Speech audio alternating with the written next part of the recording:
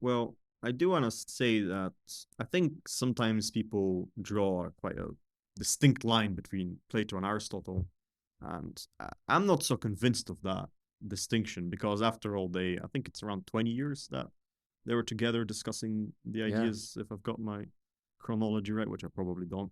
But they were discussing these ideas, and it's not as if Plato wasn't aware of the criticisms Aristotle put forth, and I'm sure he was developing his ideas in empirical science. But, well, what's interesting, which I recently discovered and I thought was quite interesting, is when you compare Plato with, like, Descartes, for example, since we've been talking about him.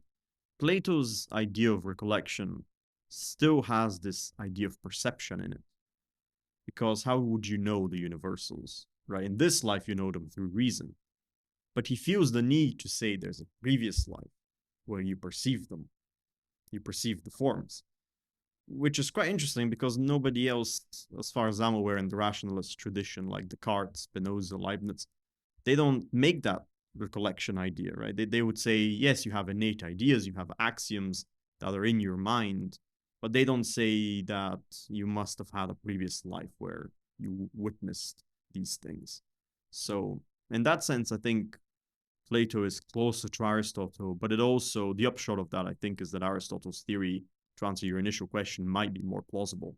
Um, because he simply says there is no need to suppose this other previous life where we perceive these universals. We could actually just perceive the particulars here and then generalize to the universals using this unique capacity in us of reason. Well, so because I guess like what you're doing when you're generalizing to universals is making a pass at the observation of the patterns of reality, right? Logic of the universe, right? So that's I guess that I think there will always be like a gap or an uncertainty in your attempts at that, but they would make pretty good attempts at first principles, right? Like those generalizations of observation to then use as your premises for deductive arguments. Right. And think he'll be open to refinement Sure. because Yeah. for him it's yes, it's not this ineffable, knowledge like it is in Plato. Like Well, because he talks about skill as well. So when you read mhm. that bit, principle of skill and of understanding. So like with his virtue ethics, right? When he's talking about um, you have to practice, right? You have to practice being courageous. You have to, virtues are habits. yeah, exactly. So I imagine like and so I don't see why the capacity for reason would be any different, right? Or your attempts at refining uh your general principles of reality. You practice the skill dialectically, right, with other people in argumentation and refine your very similar to the scientific method, right? Like you refine your hypotheses by bumping them up against one another. But is it a dialectic process or is it an individual process? Because I understood it more as an individual process rather than a dialectic. Fair. Yes, that's quite interesting because for Plato's theory of recollection, you have to have a teacher. It seems like uh, he says the ideas are in you, but he's always got this, dialectical idea of someone is drawing the ideas out of you, like the Socratic dialogues.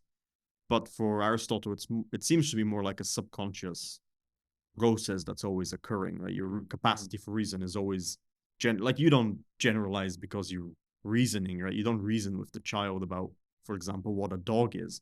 Right, the Right. child just sees instances of dogs, and then in the background, its Sure. mind is generalizing into a universal dog. Um, so there it's an interesting difference between Plato and Aristotle, I think. Yeah. I think I agree with that. It seems like